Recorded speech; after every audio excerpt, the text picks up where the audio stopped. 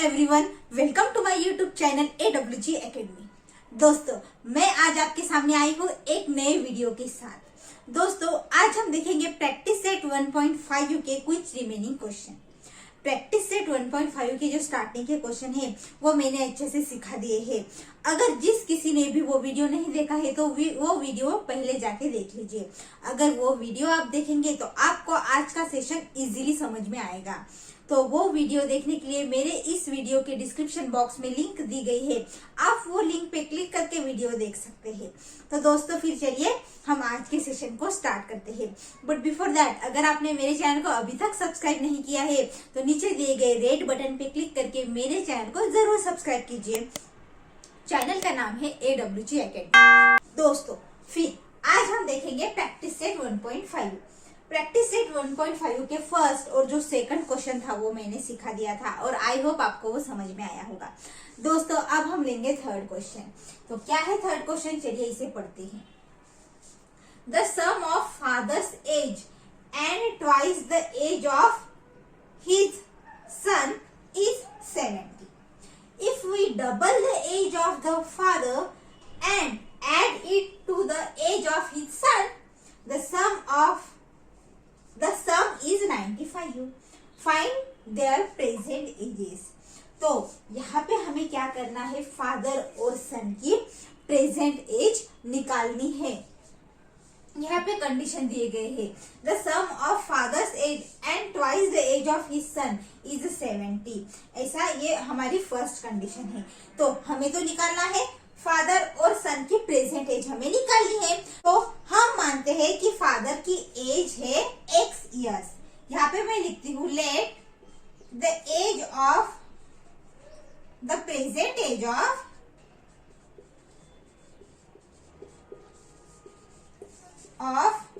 Father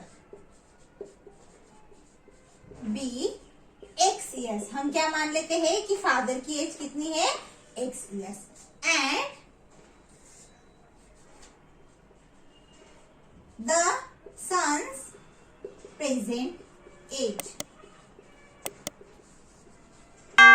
B y years. Okay दोस्तों, यहाँ पे मैंने जो फादर की प्रेजेंट एज है वो मानी है x इयर्स और जो सन की प्रेजेंट एज है वो मानी है मैंने y इयर्स। तो अब क्या कहा गया है, कंडीशन क्या है, मैं यहाँ पे लिखती हूँ, from first condition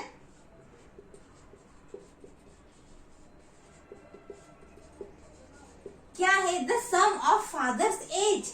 the sum of father's age, father की एज कितनी है x और सम यानी प्लस का sign, okay, plus the sum of father's age and twice the age of his son. Twice the age of his son, उसके son की age कितनी है, y है। ट्वाइस मतलब 2y, 2y is equal to 70। ये है हमारी first condition.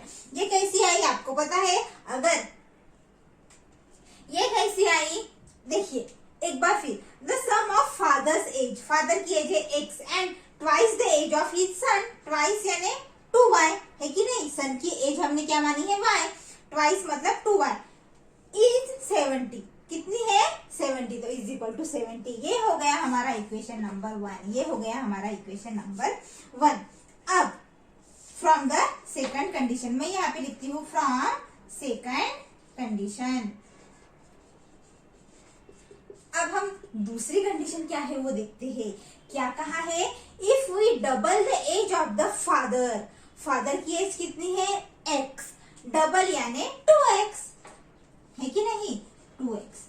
If we double the age of the father and add मतलब addition, and add it to the age of his son, किस यानी फादर की एज में किसकी एज ऐड करनी है, सन की, कितनी है, y, son, the sum is 95। इन दोनों का सम ऐड किया है हमने, तो सम कितना आता है, 95। कितना दिया है यहाँ पे, 95। Find there present ages.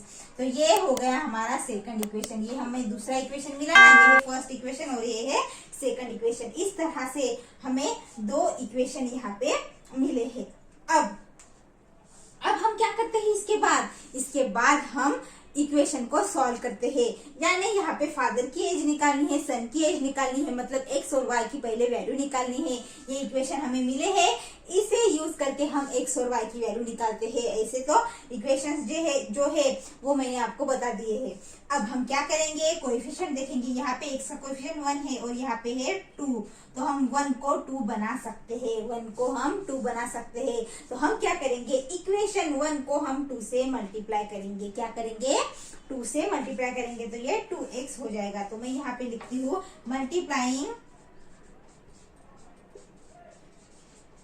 Multiplying equation 1 bye 2, यानी इस इक्वेशन 1 को मैं 2 से मल्टीप्लाई करती हूँ। x into two plus 2y into 2 is equal to 70 into 2। तो यहां तक आपको समझ में आया। अब देखिए 2 into x 2x plus 2 into 2 4, y है तो y is equal to 70 into 2, 140 होता है 70 इंटू 2। तो ये नया इक्वेशन हमें मिला, हम इसे नाम देते हैं इक्वेशन नंबर 3। ओके दोस्तों, ये है हमारा equation number 3।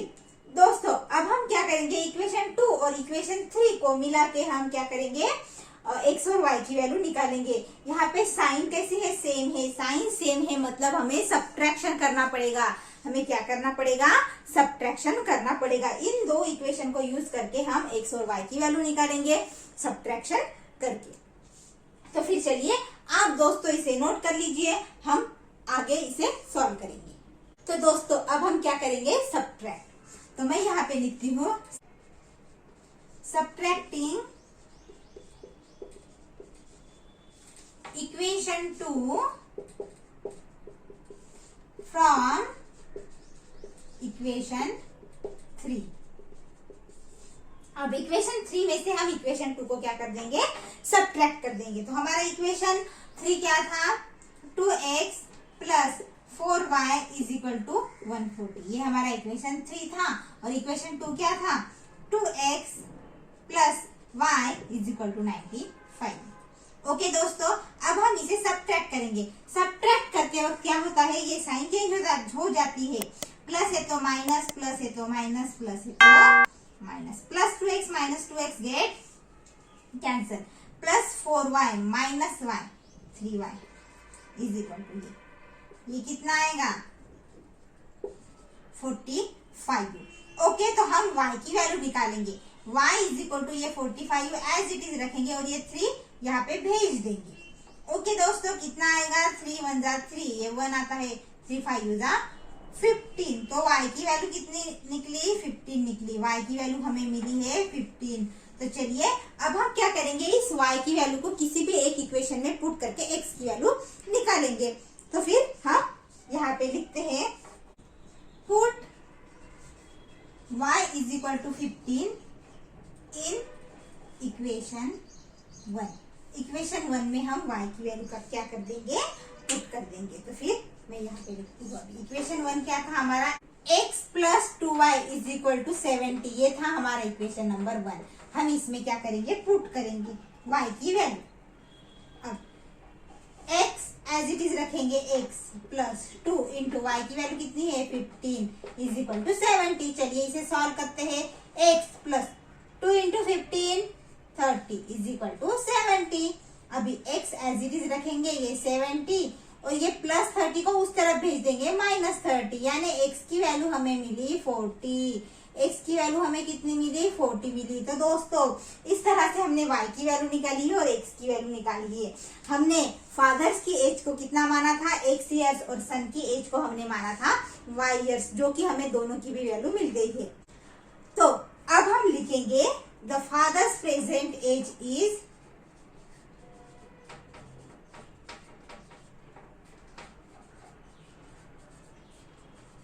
age is 40 years,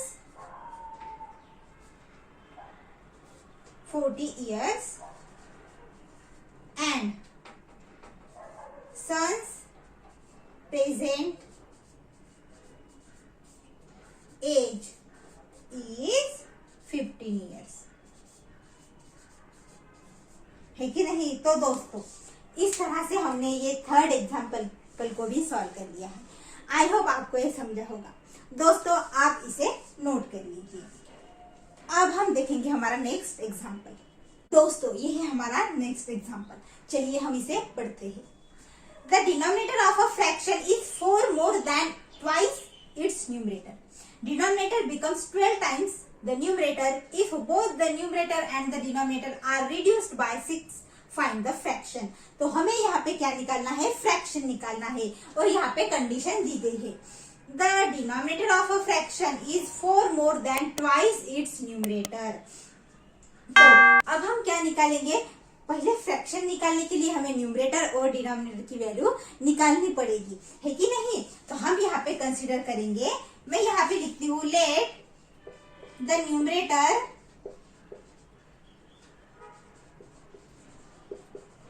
B x and its denominator be y. तो मैंने यहाँ पे क्या लिखा है, हमने क्या माना है कि न्यूमरेटर को हम कहेंगे x और डिनोमिनेटर को कहेंगे y। अब हमें फ्रैक्शन निकालना है, फ्रैक्शन यानी x अपॉन y की वैल्यू हमें निकालनी है। ओके दोस्तों, तो चलिए हम यहाँ पे अभी निकालेंगे। तो कंडीशन क्या है, the denominator of a fraction is 4 more than twice its numerator. मैं यहाँ पे लिखती हूँ अब फ्रॉम फर्स्ट कंडीशन। तो चलिए पढ़ते हैं condition. The denominator of a fraction is, denominator कौन सा है, y लिखेंगे, इज इक्वल टू की साइन दी, 4 more than, मोर देन यानी ज्यादा, यानी प्लस कितना 4, तो यहाँ पे +4 लिखती हूँ मैं, है कि नहीं। 4 more than twice its numerator, numerator कितना है x, ट्वाइस मतलब 2x, है कि नहीं। तो यहाँ पे 2x। ओके दोस्तों, ये समझ में आया आपको। तो क्या मिला हमें, y is equal to 2x plus 4, y is equal to 2x plus 4 हमें यहाँ पे मिला। तो चलिए मैं y को वहां पे भेज देती हूँ और 4 को इस तरफ। तो ये +4 है, इस तरफ आएगा तो -4 is equal to 2x as it is. ये y प्लस y है, उस तरफ जाएगा तो -y हो जाएगा। तो 2x minus y is equal to -4, और मैं यहाँ पे लिखती हूँ 2x minus y is equal to -4। ये हमें पहला इक्वेशन मिला है। ये हमें क्या मिला है, फर्स्ट इक्वेशन यहाँ पे हमें ये मिला है। तो चलिए अब हम देखते हैं कि सेकंड कंडीशन क्या है। अब denominator becomes 12 times the numerator if both the numerator and the denominator are reduced by 6। अगर हम न्यूमरेटर और डिनोमिनेटर को रिड्यूस कर देते हैं, कितने से, 6, यानी रिड्यूस करना मतलब न्यूमरेटर है हमारा x, तो रिड्यूस करना बाय 6 मतलब क्या होता है, x माइनस 6 होता है, और डिनोमिनेटर को भी रिड्यूस करना है यानी y माइनस 6। ओके दोस्तों, अब मैं यहाँ पे लिखती हूँ from second condition.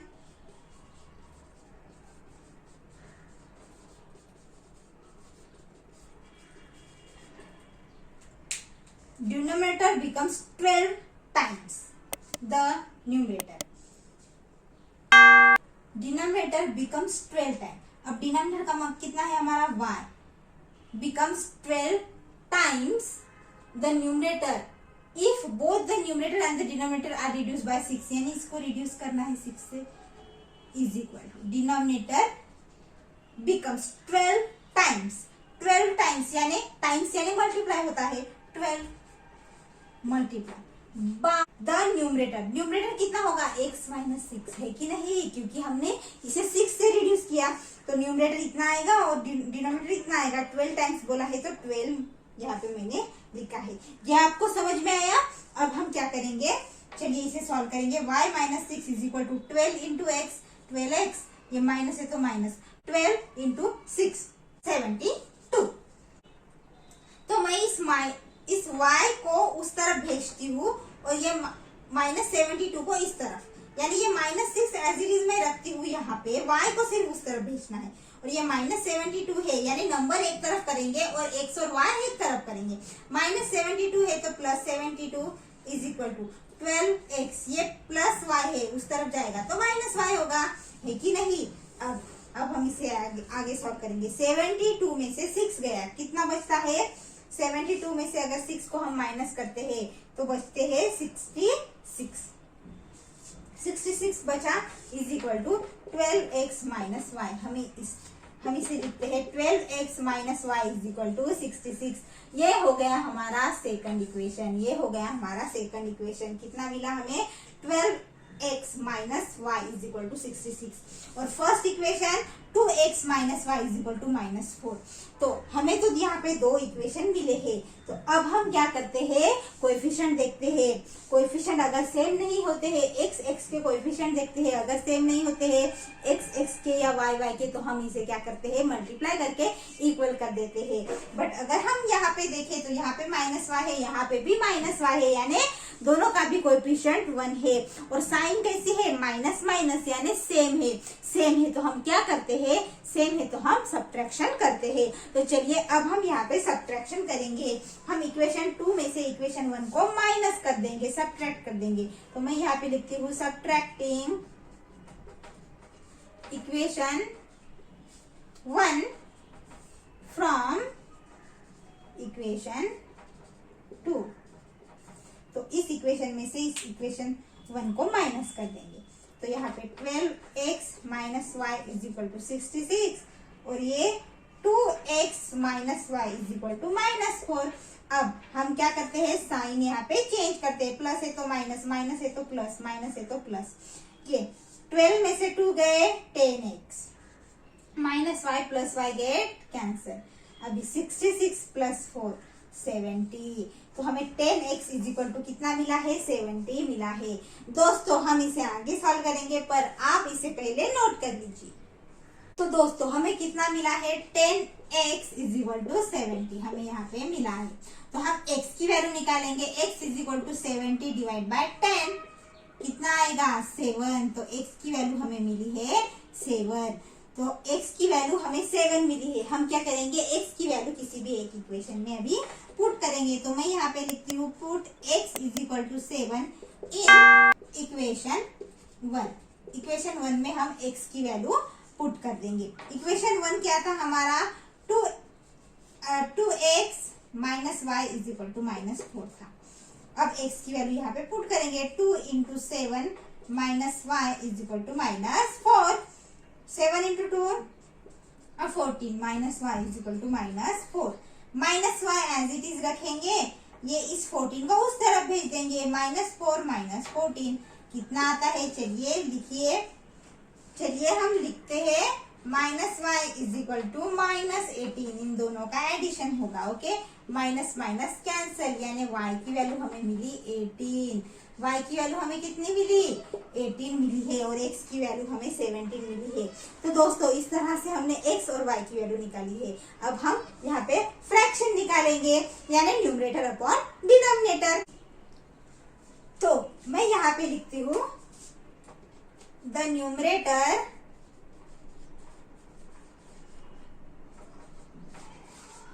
x is 7 and denominator y is 18। तो अब हमें फ्रैक्शन निकालना है। तो मैं यहाँ पे लिखती हूँ द रिक्वायर्ड फ्रैक्शन इज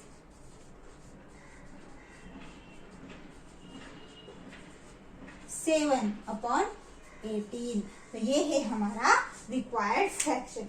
दोस्तों आई होप आपको ये क्वेश्चन समझा होगा। ये हमारा प्रैक्टिस सेट 1.5 का 5th क्वेश्चन। यहाँ पे मैंने 1.5 नहीं लिखा है स्पेस की वजह से, क्योंकि ये क्वेश्चन थोड़ा बड़ा है। यहाँ पे क्या लिखा है? 2 types of boxes A and B are to be placed in a truck having capacity of 10 tons. देखिए यहाँ पे 2 टाइप के बॉक्स है A और B, ये ट्रक में प्लेस किए हैं। कैपेसिटी कितनी है ट्रक की? 10 turns. When 150 boxes of type A and 100 boxes of type B are loaded in the truck, it weighs 10 tons. Truck का जो वेट है 10 टन्स कब होता है? जब 150 बॉक्सेस है टाइप A के और 100 बॉक्सेस है टाइप B के, तब।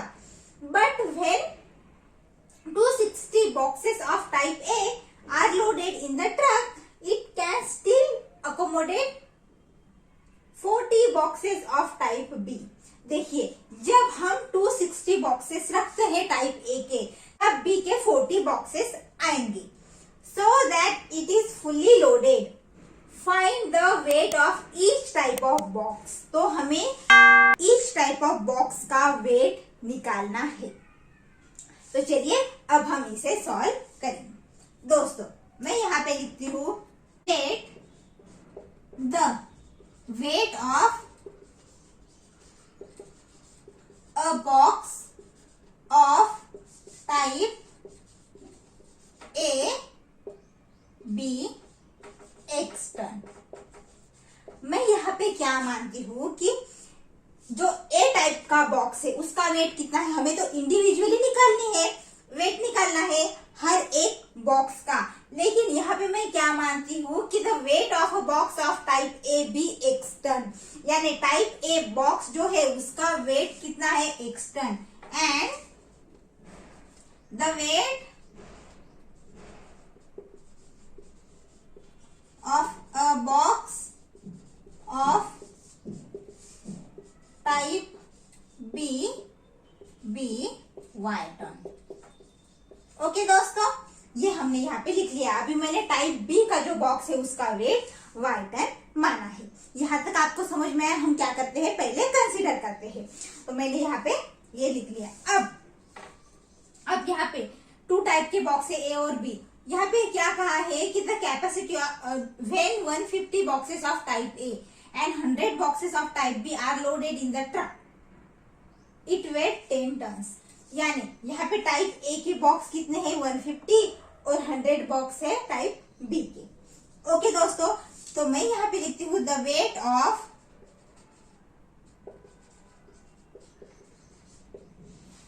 the weight of 150 boxes of type A कितना होगा. देखिए यहाँ पे वेट ऑफ 150 बॉक्स का है, तो मैं यहाँ पे 150 लिखूंगी, और ये एक्स टाइप ए का हमने वेट कितना माना है, एक्स. तो यहाँ पे आएगा 150 एक्स टन. यहाँ पे क्या आएगा, 150 एक्स टन, क्योंकि यहाँ पे 150 बॉक्स है इसलिए 150 एक्स टन. यहाँ तक समझ में आया. और अब the weight of 100 boxes of type B is equal to 100. Type B है इसलिए वाई टन. यहाँ तक समझ में आया आपको. ये मैंने यहाँ पे ऐसे लिखा है. आई होप आपको ये समझ में आया होगा. अब हम यहाँ पे कंडीशन, फर्स्ट कंडीशन क्या है वो लिखेंगे. बाय फर्स्ट कंडीशन क्या कहा है कि टाइप ए के कितने बॉक्सेस, 150 बॉक्सेस, यानी 150x प्लस टाइप बी के कितने boxes, 100 y is equal to कितना वेट होता है टोटल, 10 टन. तो इसलिए मैंने यहाँ पे 10 लिखा है. ओके दोस्तों, ये आपको समझ में आया. ओके, अब हम क्या करेंगे, इसको 10 से डिवाइड करेंगे. Dividing by 10. मैं 10 से क्यों डिवाइड कर रही हूँ, क्योंकि ये जो है ये इक्वेशन थोड़ा छोटा हो जाएगा, इसलिए मैं इसको 10 से डिवाइड कर रही हूँ. ओके, अब 150x डिवाइड बाय 10 प्लस 100y divide by 10 is equal to 10 divide by 10. अब ये जीरो कैंसिल, ये जीरो कैंसिल, ये जीरो कैंसिल, यानी यहाँ पे कितना बचता है, 15x plus 10y is equal to 1. ये हमें एक इक्वेशन मिला है. हम इसको इक्वेशन नंबर 2 देंगे और इसको देंगे इक्वेशन नंबर 1. ओके, ये है हमारा इक्वेशन नंबर 1 जो हमें मिला है फर्स्ट कंडीशन से, और हमने यहाँ पे क्या किया, 10 से डिवाइड कर लिया, और ये हमें सेकंड इक्वेशन मिला है. ओके दोस्तों, आप यहाँ तक नोट कर लीजिए, हम इसे आगे सॉल्व करेंगे. तो दोस्तों, हमारा सेकंड इक्वेशन क्या आया, 15x plus 10y is equal to 1. ये हमारा सेकंड इक्वेशन है, मैंने यहाँ पे लिख लिया. अब हम आगे क्या लिखा है वो देखेंगे. यहाँ पे लिखा है कि but When 260 boxes of type A are loaded in the truck, it can still accommodate 40 boxes of type B. ये हमारी सेकंड कंडीशन है। क्या है कि यहाँ पे कहा है कि अगर 260 बॉक्स है टाइप ए के एक ट्रक में, तो वहां पे टाइप बी के बॉक्स कितने आएंगे? 40 बॉक्सेस आएंगे। तो मैं यहाँ पे लिखती हूँ फ्रॉम सेकंड कंडीशन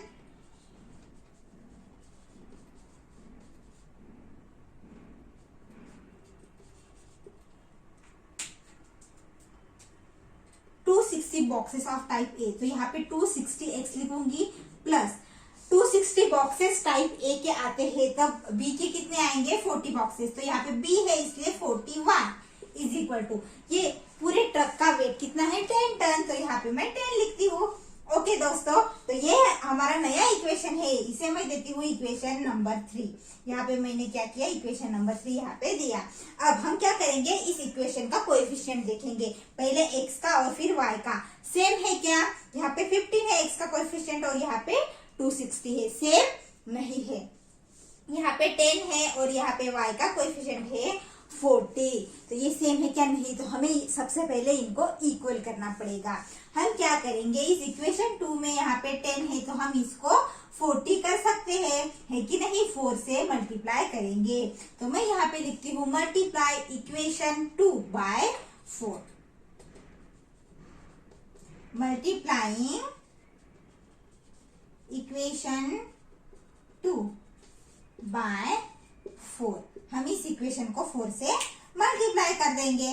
तो यहाँ पे 15x into 4 plus 10y into 4 is equal to 1 into 4। Okay दोस्तों, अभी 15 इंटू 4 60, तो यहाँ पे 60x plus 10 into 4 40 41 is equal to 1 into 4 4। Okay, ये नया इक्वेशन हमें मिला। इक्वेशन नंबर 4 हम इसे देंगे। तो अब हम देखेंगे equation number 3 and equation number 4। इस इक्वेशन को हम क्या करेंगे? अब यहाँ पे हम इसे ऑब्जर्व करेंगे और साइन देखेंगे। 40y इसकी साइन है प्लस और इसकी भी साइन है प्लस। तो हम क्या करेंगे? साइन सेम है तो हम करेंगे यहाँ पे सब्ट्रैक्शन। तो फिर चलिए हम क्या करेंगे? इक्वेशन 3 में से इक्वेशन 4 को सब्ट्रैक्ट कर देंगे। तो मैं यहाँ पे लिखती हूँ सब्ट्रैक्ट इक्वेशन 4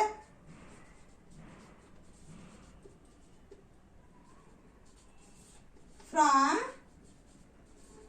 इक्वेशन 3। ओके, तो सबसे पहले हम इक्वेशन 3 लिखेंगे।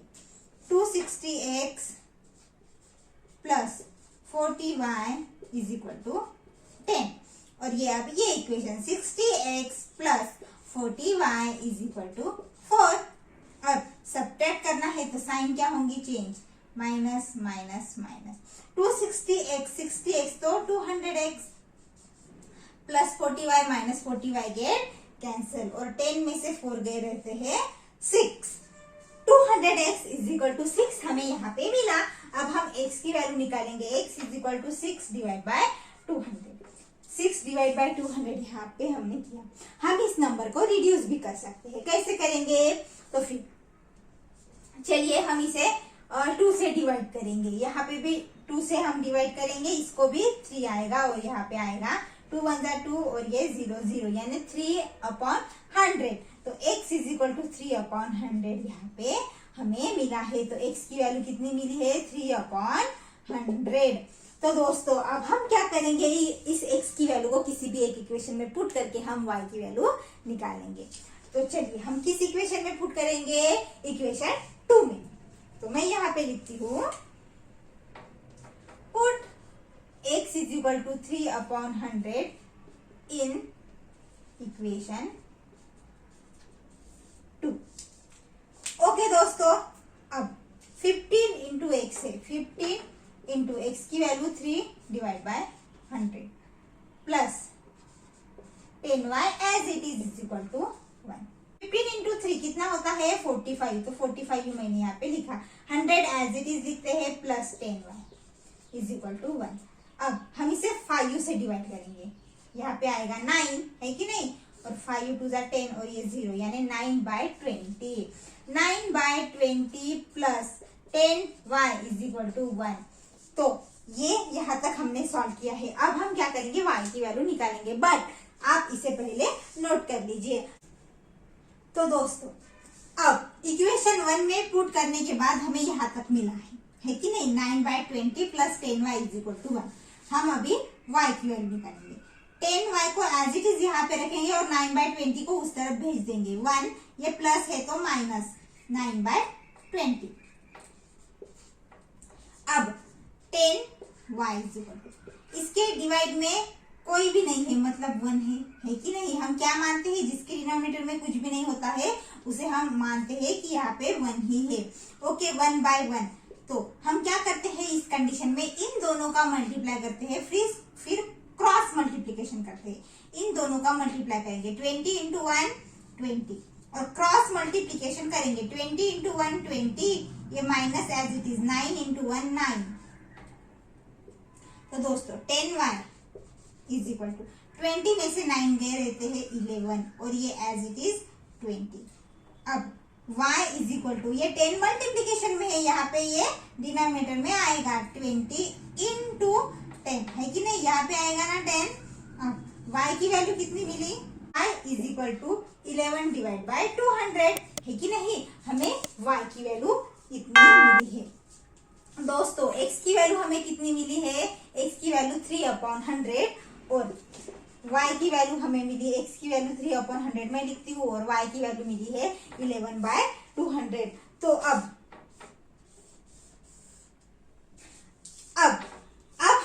हमें क्या निकालना था कि find the weight of each type of box. तो हमने टाइप ए जो है उसको हमने माना था x टन, और टाइप बी के वेट को हमने y टन यहाँ पे माना था।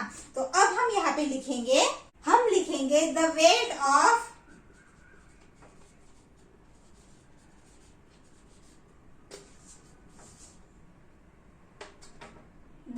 Of box of type A is 3/100 ton. कितना वेट है टाइप ए के बॉक्स की 3/100 टन। और अगर हमें इसे केजी में निकालना है, तो 1 टन इज इक्वल टू होता है 1000 किलोग्राम। 1000 किलोग्राम। तो हम क्या करेंगे, इस 3/100 को 1000 से मल्टीप्लाई कर देंगे। कितना आएगा, ये 0 0 0 0 कैंसिल होगा। 3 इंटू 10 कितना होता है 30 केजी। तो फिर अगर केजी में निकालेंगे तो जो बॉक्स है टाइप ए का, तो उसका वेट कितना होता है 30 केजी होता है। तो ये निकाला हमने टाइप ए के बॉक्स का वेट। अब the weight of box of type B is, the weight of box of type B is कितना आएगा 11/200 टन। तो ये तो हो गया टन में। अगर हमें केजी में निकालना है तो हम क्या करेंगे, इस 11/200 को मल्टीप्लाई करेंगे 1000 से। कितना आएगा, 0 0 0 0 कैंसिल होगा। अब यहाँ पे 2 है, 2 1 जा 2, 2 5 जा 10, 11 इंटू 5 यानी 55 केजी।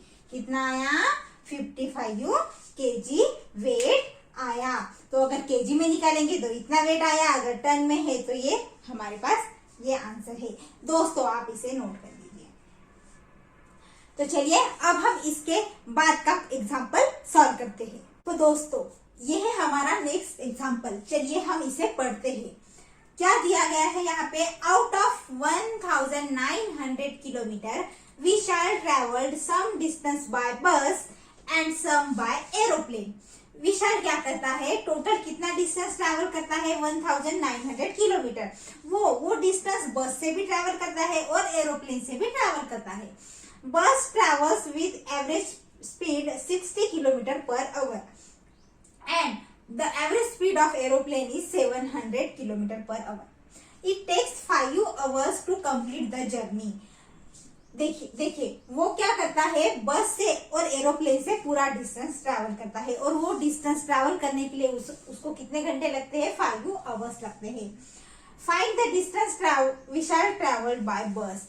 उसने बस से कितना डिस्टेंस ट्रैवल किया है वो हमें यहाँ पे निकालना है, एरोप्लेन का नहीं, बस का डिस्टेंस हमें यहाँ पे निकालना है। तो फिर चलिए हम इसे सॉल्व करते हैं। दोस्तों अभी विशाल ने डिस्टेंस ट्रैवल किया है बस से भी और एरोप्लेन से भी। तो अब हम क्या मानते हैं कि विशाल बस से कितना डिस्टेंस ट्रैवल करता है, x किलोमीटर, ये हम मानते हैं, और एरोप्लेन से y किलोमीटर। चलिए अब हम ये मानते हैं और यहाँ पे हम लिखते हैं। मैं यहाँ पे लिखती हूँ, let Vishal travelled distance x kilometre by bus and y kilometre by aeroplane, है कि नहीं। तो हमने यहाँ पे क्या माना है कि x किलोमीटर डिस्टेंस वो बस से ट्रेवल करता है और y किलोमीटर वो एरोप्लेन से। अब बस और एरोप्लेन का डिस्टेंस मिला के टोटल डिस्टेंस है 1900 किलोमीटर है। तो ये है हमारी फर्स्ट कंडीशन, यानी हम टोटल डिस्टेंस यहाँ पे हम लिखेंगे x ये बस का डिस्टेंस और प्लस y ये एरोप्लेन का डिस्टेंस, टोटल कितना है 1900। तो ये हुआ हमारा इक्वेशन नंबर 1, ये हुआ हमारा इक्वेशन नंबर 1।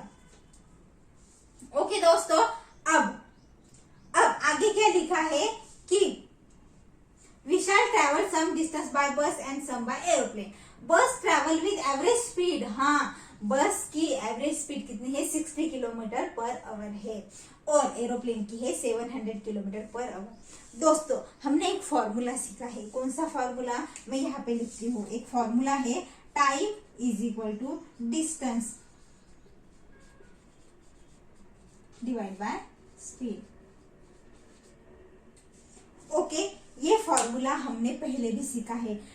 हम इस फॉर्मूले को ऐसे भी लिखते हैं, speed is equal to distance upon time. अगर टाइम निकालना है तो डिस्टेंस अपॉन स्पीड हम लिखते हैं। तो यही है फॉर्मूला जो कि हम इस एग्जाम्पल में यूज करने वाले हैं, और ये फॉर्मूला हमने साइंस में पहले भी पढ़ा है। अब हम यहाँ पे लिखेंगे टाइम टेकन बाय विशाल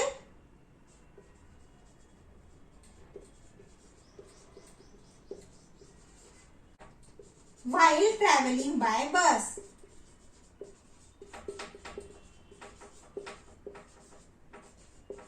अब टाइम हमें निकालना है, तो time is equal to distance upon speed.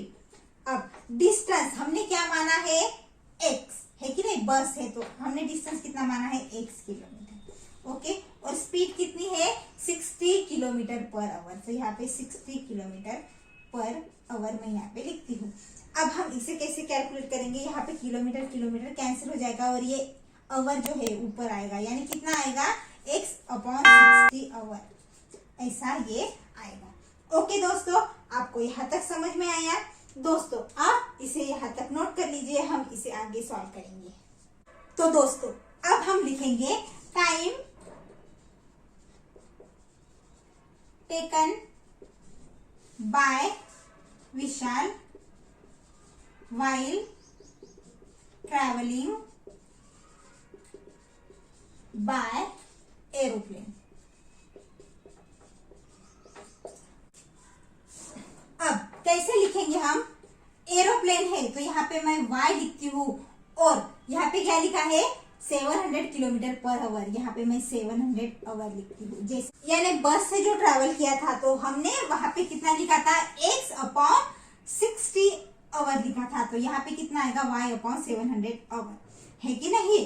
तो अब हम क्या करेंगे, यहाँ पे सेकंड इक्वेशन लिखेंगे। कैसे, जैसे कि ये पूरा डिस्टेंस ट्रैवल करने के लिए कितने आवर लगते हैं, 5 आवर्स। तो हम यहाँ पे सेकंड इक्वेशन लिखेंगे, x divide by 60 plus y divide by 700 is equal to 5।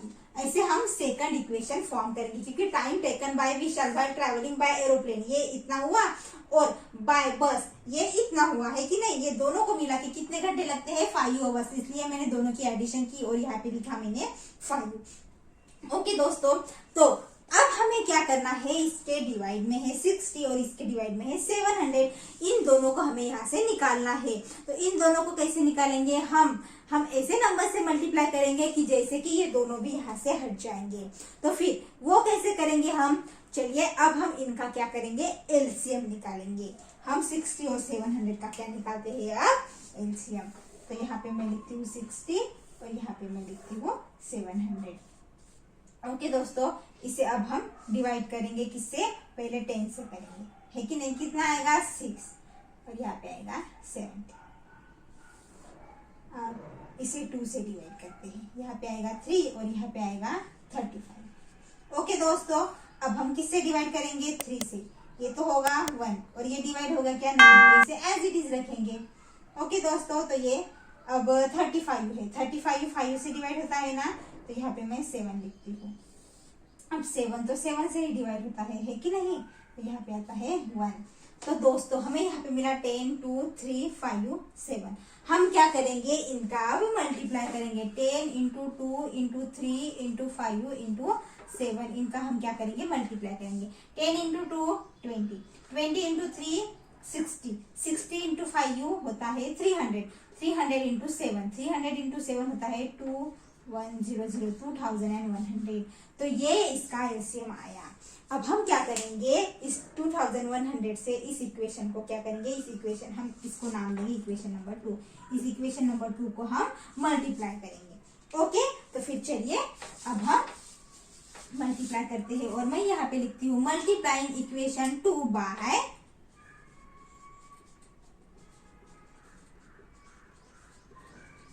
Equation 2 by 2100।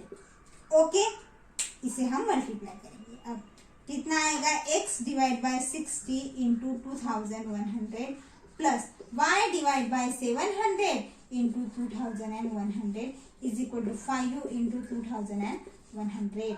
दोस्तों अब ये 0 0 कैंसिल होगा, 6 के अब 6 से हम इसको डिवाइड करेंगे, 6 1 जा 6, 6 3 जा 18, 18 और कितना रहता है 3 30 यानी 30, तो 6 5 35 है, 0 0 0 0 कैंसिल। 7 के टेबल में 21 आता है, यस, 7 1 जा 7, 7 3 जा 21, तो ये भी हमने यहाँ पे कर लिया है। अब कितना मिला हमें 35x, तो 35x plus 3y is equal to 5 into 8। इनका हम क्या करेंगे, अब मल्टीप्लीकेशन करेंगे, कितना मिलेगा हमें 10,500 मिलेगा, 10,500। तो ये हो गया नया इक्वेशन, इसे हम इक्वेशन नंबर 3 लेंगे। ओके दोस्तों, तो ये हो गया हमारा equation number 3।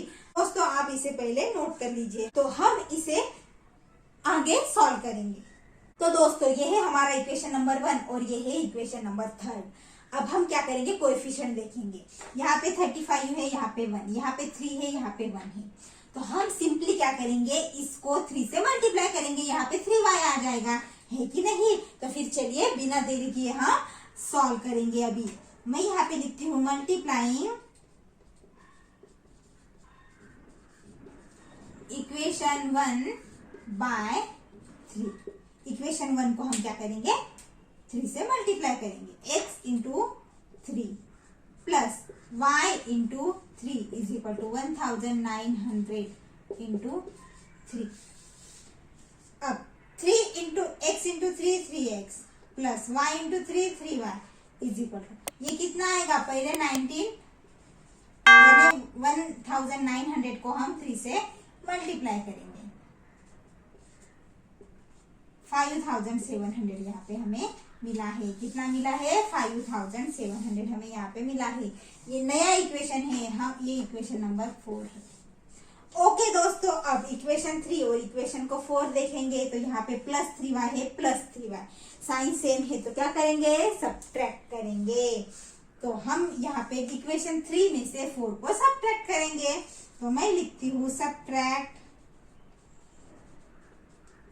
Equation 4 from equation 3 में से 4 को क्या करेंगे, सब्ट्रैक्ट करेंगे। तो इक्वेशन 3 कौन सा है, 35x plus 3y is equal to 10,500 और ये है 3x plus 3y is equal to 5,700। Subtract करते वक्त साइन क्या होती है, चेंज, माइनस माइनस माइनस।